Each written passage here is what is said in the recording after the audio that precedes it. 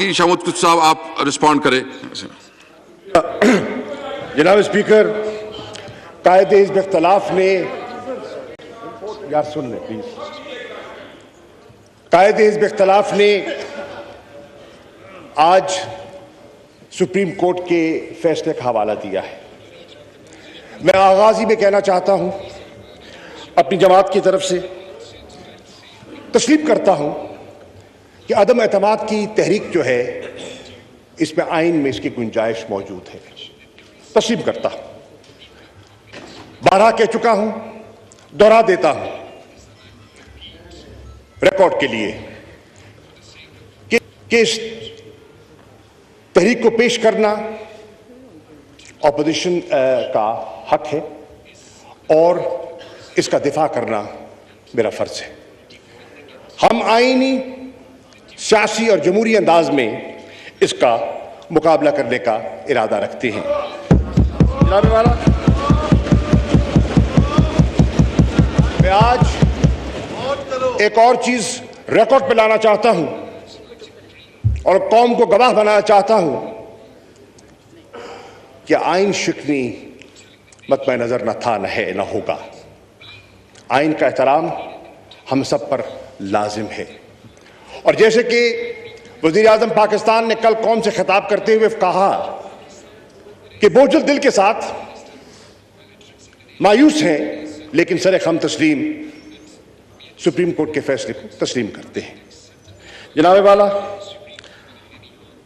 पाकिस्तान की तारीख आइन शिकनी से भरी हुई है। कॉन्स्टिट्यूशनल वायलेशंस बदकिस्मती से हमारी तारीख का हिस्सा रही हैं। जनाब स्पीकर, मैं तारीख में जाने का इतना वक्त तो नहीं है, लेकिन जो हालिया एक मेजर कॉन्स्टिट्यूशनल वायलेशन हुई, मैं उसका हवाला देना चाहूंगा।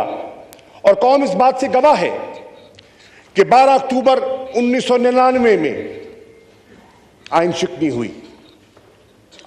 हुई और कौम इस बात की गवाह है कि जब आला अदलिया के सामने वो केस गया, पीसीओ जजेस, ये वो जो तारीख में जाने का वक्त नहीं है, तो हमारी तारीख इस बात की गवाह है कि न सिर्फ जस्टिफिकेशन तलाश की गई, बल्कि जो प्रेयर मांगी ही नहीं गई थी, आइन में तरमीम की इजाजत भी दे दी गई। यह हमारी तारीख का हिस्सा है और कौम इस बात की गवाह है। जनाब वाला, मौलाना फजलुर रहमान साहब ने, बिलावल भुट्टो जरदारी साहब ने अदलिया के फैसले से पहले, अभी मसला सब जुडिस था, ज़ेरे गौर था, अदालत उज़्मा के सामने था, इन दोनों शख्सियात ने बयानात दिए कि कोई नजरिया जरूरत का फैसला हम कबूल नहीं करेंगे। ये इनका बयान है, रिकॉर्ड पर है। भरनो डॉक्टर ऑफ नेसेसिटी को दफन होना चाहिए था, और मैं खुश हूं कि वक्त आ गया है कि पाकिस्तान की जमहूरियत ने इवॉल्व किया है। पाकिस्तान की जमहूरियत ने इवॉल्व किया है कि आज हम सब डॉक्ट्रिन ऑफ नेसेसिटी का सहारा लेने को तैयार नहीं है। जनाब स्पीकर, मैं आज कहना चाहूंगा, इमरान खान साहब ने कल कहा, और उनकी इजाजत से मैं आज बैसियत पार्टी के वाइस चेयरमैन के और बैसियत डिप्टी पार्लियामेंट्री लीडर के उनका मौक़िफ़ पेश करना चाह रहा हूं, तहरीक इंसाफ का रिकॉर्ड पर लाना चाहता हूं। तारीख के लिए, तारीख के औराक आज रकम हो रहे हैं और तारीख के लिए मैं रिकॉर्ड पर लाना चाह रहा हूं कि मेरा वजीर आज़म कहता है कि मायूस हूं, लेकिन आला अदलिया का एहतराम करूंगा। मेरा वजीर आज़म कहता है कि जो अदलिया ने फैसला किया कि बरोज हफ्ता 10:30 बजे इजलास बुलाया जाएगा, और कायदे हिज़्ब इख्तिलाफ ने अभी पॉइंट ऑफ ऑर्डर पे ये नुक्ता उठाया और कहा कि आप पाबंद हैं, जिसकी आपने वजाहत कर दी कि आप पाबंद हैं कि आपने आज ये अदलिया के फैसले के मुताबिक इजलास की कार्रवाई को आपने आगे बढ़ाना है। जनाब वाला, उस फैसले के मुताबिक ही कार्रवाई बढ़ाई जा रही है। हफ्ता है, 10:30 बजे इजलास का आगाज हो चुका है। आपने देखा कि अदलिया ने फरमाया कि ये इजलास जारी रहेगा और प्रोग नहीं होगा तावक्ते के वो सारा जो प्रोसेस है आर्टिकल 95 रूल 37 का अपने हतमी अंजाम को नहीं पहुंच जाता।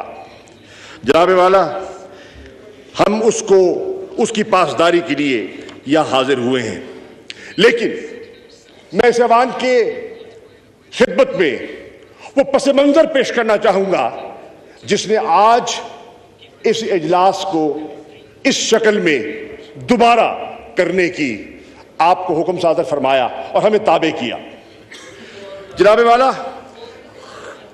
आज अदलिया के फैसले के मुताबिक घड़ी वापस की गई और आज उनकी नजर में, उस फैसले की नजर में आज 3 अप्रैल है। आज 3 अप्रैल है और 3 अप्रैल में जो कुछ हुआ वो आपके सामने है, दोहराना नहीं चाहता, वक्त के दामन में गुंजाइश नहीं है। उसका अदलिया ने सुओ मोटो नोटिस लिया। जनाब वाला, मैं जानता हूं कि बरोज इतवार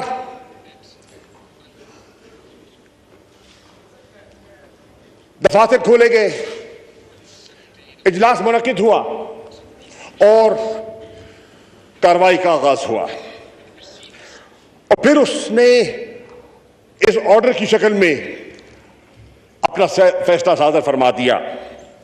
उसमें उन्होंने मुत्तफिका तौर पर रूलिंग को मुस्तरद किया और हमारी नजर में जो वजीर आजम ने कौम के सामने जाने का फैसला किया था डिसोल्यूशन के जरिए, जिसका मुतालबा हमारी ऑपोजिशन तकरीबन 3.25 साल से कर रही है, 3.25 साल से कर रही है और नए इंतखाबात का मुतालबा कर रही है, तो उन्होंने कहा कौम को इस आजमाइश से निकालने के लिए, इस कॉन्स्टिट्यूशनल क्राइसिस से कौम को महफूज करने के लिए आइए अवाम के सामने चलते हैं, आइए अवाम की दहलीज पर दस्तक देते हैं और पाकिस्तान की अवाम फैसला करे कि वो पाकिस्तान का मुस्तकबिल किन हाथों में देखना चाहते हैं।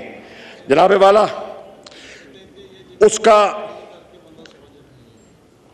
जो भी फैसला आया वो भी हम तस्लीम करते हैं। मैं अर्ज करता चलूं कि अदलिया के फैसले को हमने तस्लीम कर लिया, लेकिन जनाब वाला, अदलिया में गए क्यों? हमारे दोस्त क्यों गए? जॉइंट ऑपोजिशन क्यों गई? और सुओ मोटो नोटिस क्यों लिया गया? उसका बैकग्राउंड है, उसका एक पस मंजर है और वो पस मंजर जरूरी है, तारीख के लिए जरूरी है कि उसका बिल्कुल अहाता किया जाए। जनाब वाला, यहां जब डिप्टी स्पीकर चेयर कर रहे थे तो उन्होंने जो रूलिंग दी, जिन पर दोस्तों का एतराज था और अदलिया का फैसला है, उसमें उन्होंने कहा, यह इनकार नहीं किया, इस आईनी प्रोसेस से इनकार नहीं किया। उन्होंने कहा कि एक नई सूरत हाल ने जन्म लिया है, एक नई सूरत हाल मेरे सामने आई है और उस सूरत हाल को सामने रखते हुए मैं समझता हूं कि जहां एक बैरूनी साजिश की बात हो रही है तो इसका प्रोब होना जरूरी है, यह उन्होंने कहा। और जनाब वाला, यह भी मैं रिकॉर्ड पे लाना चाहता हूं कि नेशनल सिक्योरिटी कमेटी का फोरम एक आला तरीन फोरम है जिसमें हुकूमत के सीनियर तरीन वज़रा और अफवाज पाकिस्तान की नुमाइंदगी होती है। उस फोरम में वो मरासला जिसका जिक्र हो रहा है कौम में, और उस पर भी बात करना चाहूंगा मैं। उसकी बाज गश्त है, तूल अर्ज उसकी बाज गश्त है। जनाब वाला, जब नेशनल सिक्योरिटी कमेटी उसी मरासले को, उस कम्युनिकेशन को, उस केबल को, उस साइफर को देखती है तो वो इस नतीजे पे पहुंचती है कि मसला संगीन है, मसला हसास है, और दो ऑर्डर करती है। There are two decisions and I like to put those decisions in front of the House. One, they acknowledge there was political interference in the internal matters of Pakistan, and a demarche must be issued. दफ्तर खारजा को हुक्म दिया जाता है, instruct किया जाता है कि डिमार्च करो, इस्लामाबाद में भी करो, वॉशिंगटन में भी करो। और जनाब वाला, नेशनल सिक्योरिटी कमेटी के फैसले के मुताबिक दफ्तर खारजा डिमार्च करता है, इस्लामाबाद में भी करता है और वॉशिंगटन में भी करता है। दूसरा फैसला सादर करता है नेशनल सिक्योरिटी कमेटी का इजलास कि पार्लियामान की जो नेशनल सिक्योरिटी कमेटी है, फिलफौर उसको तलब किया जाए, उसको कन्वीन किया जाए और यह सारा मामला मुंतखब नुमाइंदों को, यह सॉवरेन हाउस है, यह अवाम जो है, यह पाकिस्तान की अवाम की तर्जुमानी कर रहा है, तो उनके उस फोरम के सामने रखा जाए कि वो बात की बारीकी तक जाएं और प्रोब करें और हकायक जानने की कोशिश करें। आप इजलास बुलाते हैं, ऑपोजिशन को दावत दी जाती है, ऑपोजिशन का फर्ज था। जनाब speaker, this is not right, this is not fair, this is not fair.